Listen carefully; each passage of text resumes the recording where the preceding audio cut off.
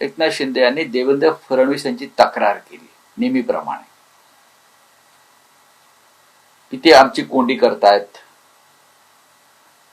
ते आम्हाला काम करू देत नाहीत, ते आम्हाला अडचणीत आणतायत, आमच्या आमदारांच्या चौकशा लावल्यात, अशा प्रकारच्या तक्रारीचा सूर होता.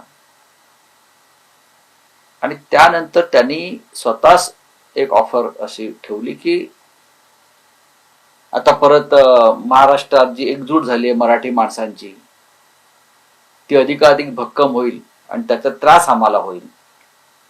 काही करून ही एकजूट जी होते त्याच्यामध्ये आपल्याला लक्ष घालावं लागेल तुम्हाला, आणि हे मराठी माणसाची एकजूट कशी तोडता येईल, ती तुटली नाही तर राजकीय दृष्ट्या आपल्याला फार मोठं नुकसान होईल. याच्यावर दोघांनी चर्चा केली. याच्यावरती अमित शहानी विचारलं फिर शिंदे जी क्या आपके मन में क्या है.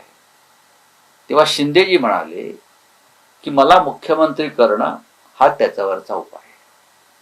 मी जर मुख्यमंत्री झालो पुन्हा तर मी या सगळ्या गोष्टी थांबवीन, आणि ती थांबवल्यामुळे महाराष्ट्राचं राजकारणाला स्थैर्य लावेल. हे त्यांनी अमित शहाना सांगितलं, मला मुख्यमंत्री करा. आणि परत अमित शहा म्हटले की अब मुख्यमंत्री तो बीजेपी का ही होगा. त्याच्यावर त्यांनी सांगितलं की मी माझ्या गटासह पूर्णपणे भारतीय जनता पक्षामध्ये विलीन व्हायला तयार आहे, मी विलीन व्हायला तयार आहे, पण मला मुख्यमंत्री करा. हे त्यांचं जे भूमिका आहे ही त्यांनी वारंवार याआधी सुद्धा सांगितलेली आहे.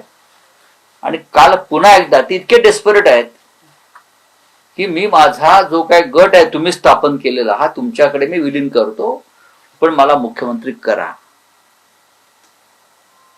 इतका डेस्परेट राज्यकर्ता किंवा मंत्री मी महाराष्ट्राच्या राजकारणात याआधी पाहिला नव्हता.